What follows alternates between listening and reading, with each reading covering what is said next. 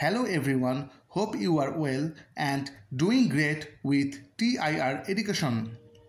আজকের ভিডিওতে আমরা শিখতে চলেছি দুইটি অ্যাডভান্স ইংলিশ সেন্টেন্স স্ট্রাকচার।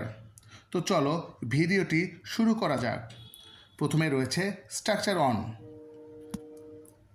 শিক্ষার্থীরা, আমাদের দৈনন্দিন জীবনে আমরা এমন ধরনের কথাগুলো প্রায় বলে থাকি, যেমন তুমি কতদিন পরপর চুল কাটাও, তুমি কতদিন পরপর বিরিয়ানি খাও, তারা কতদিন পরপর কাজ করে। এই ধরনের বাক্যগুলো বলতে হলে আমাদের স্ট্রাকচারটি হবে how often plus sentence plus একটি কোশ্চেন মার্ক বা ইন্টারোগেটিভ সাইন। কতদিন পরপর এ জাতীয় বাক্যগুলো বলতে হলে আমরা সর্বপ্রথম হাউ অফেনটা ইউজ করব বা ব্যবহার করব। তো চলো কিছু এক্সাম্পল দেখে নেওয়া যাক।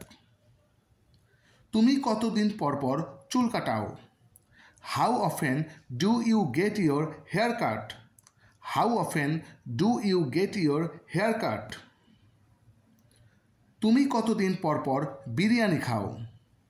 How often do you eat biryani? How often do you eat biryani? তারা কতদিন পরপর কাজ করে? How often do they work? How often do they work? তুমি কতদিন পরপর ঢাকায় যাও? How often do you go to Dhaka? How often do you go to Dhaka? তুমি কতদিন পরপর ডাক্তারের কাছে যাও? How often do you go to doctor? How often do you go to doctor? Dear students, এরপর আমরা শিখব স্ট্রাকচার 2। আমাদের প্রাত্যহিক জীবনে আমরা প্রায়শই এরকম কথা বলে থাকি। আমি ইংরেজি শেখাতে পারবো, আমি পুকুরে সাঁতার কাটতে পারবো, আমি পরীক্ষায় পাশ করতে পারবো। এই ধরনের বাক্যগুলো বলতে হলে স্ট্রাকচারটি হবে I will be able to plus verb plus other word. আমি শেখাতে পারবো, কোনো কিছু করতে পারবো, এরকম বোঝালে I will be able to বসবে। তো চলো কিছু এক্সাম্পল দেখে নেওয়া যাক। আমি ইংরেজি শেখাতে পারবো। I will be able to teach English. I will be able to teach English. আমি পুকুরে সাঁতার কাটতে পারবো। I will be able to swim in the pond.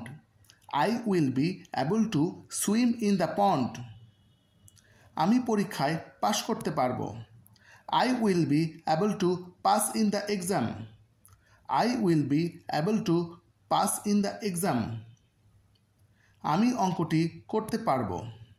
I will be able to do the same. I will be able to do the same.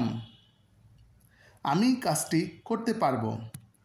I will be able to do the work. I will be able to do the work.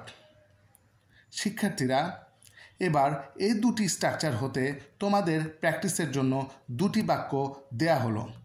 বাক্য দুটির প্রথমটি হলো সে কতদিন পরপর ক্লাসে উপস্থিত হয়, এবং দ্বিতীয় বাক্যটি হলো আমি এখানে আসতে পারবো। এই দুটি বাক্যের ইংরেজি কী হবে তোমরা কমেন্টসে জানাবে। See you in the next video. Goodbye.